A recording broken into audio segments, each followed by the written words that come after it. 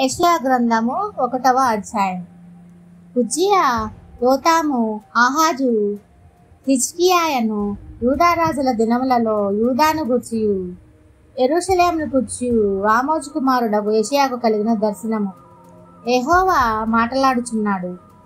ఆకాశమా ఆలకించుము, భూమి చెవియొగ్గుము. నేను పిల్లలను పెంచి గొప్పవారినిగా చేస్తుందని వారు నా మీద తిరగబడి ఉన్నారు. ఎద్దు తన కామందు నెరుగును, గాడిద సొంతవాణ్ణి దొడ్డి తెలుసుకొనును. ఇశ్రాయేలుకు తెలివి లేదు, నా జనులు యోచింపరు. పాపిష్టి జనమా, దోషభరితమైన ప్రజలారా, దుష్ట సంతానమా, చెరుపు చేయి పిల్లలారా, నీకు శ్రమ.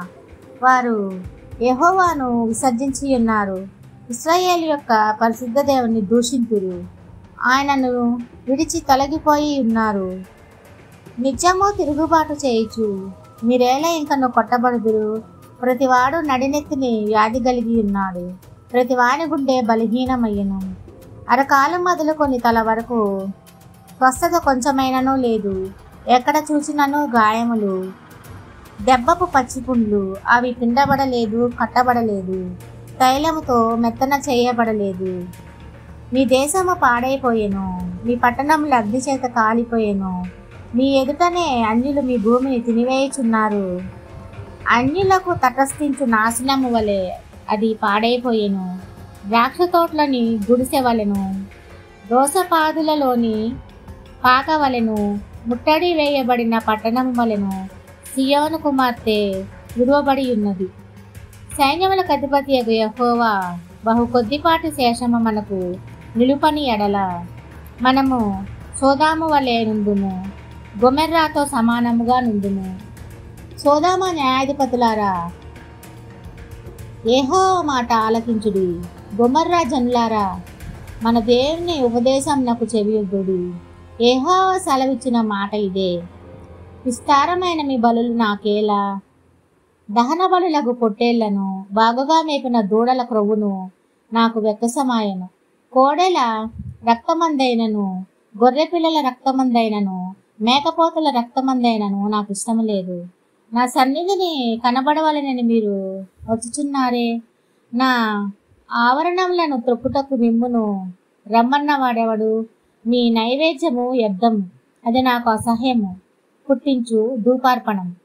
దానిని కను తేకుడి.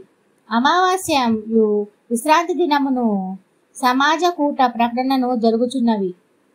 పాపులు గుంపుగూడిన ఉత్సాహ సమాజమును నేను ఓర్చజాలను. మీ అమావాస్య ఉత్సవములను, నియామక కాలములను నాకు హేయములు, అవి నాకు బాధాకరములు. వాటిని సహింపలేక విసిగి ఉన్నాను. మీరు మీ చేతులు చాపనప్పుడు మిమ్మల్ని చూడక నా కన్నులు కప్పుకొందును. మీరు బహుగా ప్రార్థన చేసినను నేను వినను. మీ చేతులు రక్తంతో నిండి ఉన్నవి, మిమ్మును కడుగుకొనుడి, శుద్ధి చేసుకొనుడి. మీ దృష్టియాలు నాకు కనబడకుండా వాటిని తొలగింపుడి. కీడు చేయట మానుడి, మేలు చేయ నేర్చుకొనుడి. న్యాయము జాగ్రత్తగా విచారించుడి, హింసించబడు వానిని విడిపించుడి. తండ్రి లేని వానికి న్యాయము తీర్చుడి, విధవరాలి పక్షముగా వాదించుడి. యెహోవా ఈ మాట సెలవిచ్చుచున్నాడు. రండి, మన వివాదము తీర్చుకుందాము. మీ పాపములు రక్తము వలె ఎర్రనివైనను అవి హిమము వలె తెల్లబడును. కెంపు వలె ఎర్రనివైనను అవి గొర్రెబొచ్చు వలె తెల్లని వగును. మీరు సమ్మతించి నా మాట వినని ఎడల మీరు భూమి యొక్క మంచి పదార్థములను అనుభవింతురు. సమ్మతింపక తిరగబడిన ఎడల నిశ్చయముగా మీరు ఖడ్గము పాలగుదురు. యెహోవా ఇలాగుననే సెలవిచ్చి ఉన్నాడు. అయ్యో, నమ్మకమైన నగరము వేశ్య ఆయనే. అది న్యాయంతో నిండి ఉండెను, నీతి దానిలో నివసించెను. ఇప్పుడైతే నరహంతకులు దానిలో కాపురం ఉన్నారు. నీ వెండి మష్టాయను, నీ ద్రాక్షారసము నీళ్లతో కలిసి చెడిపోయెను. నీ అధికారులు ద్రోహులు, దొంగల సహవాసులు, వారందరూ లంచము కోరుదురు, బహుమానముల కొరకు కనిపెట్టుదురు. తండ్రి లేని వారి పక్షమున న్యాయము తీర్చరు, విధవరాండ్ల వ్యాజ్యము విచారింపరు.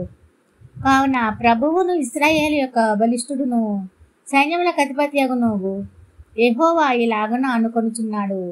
ఆహా, నా శత్రువులను గురించి నేను ఆయాసపడను, నా విరోధుల మీద నేను పగ తీర్చుకుందును.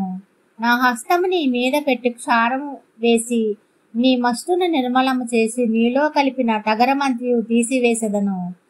మొదటి నుండినట్లు నీకు న్యాయాధిపతులను మరల ఇచ్చేదను.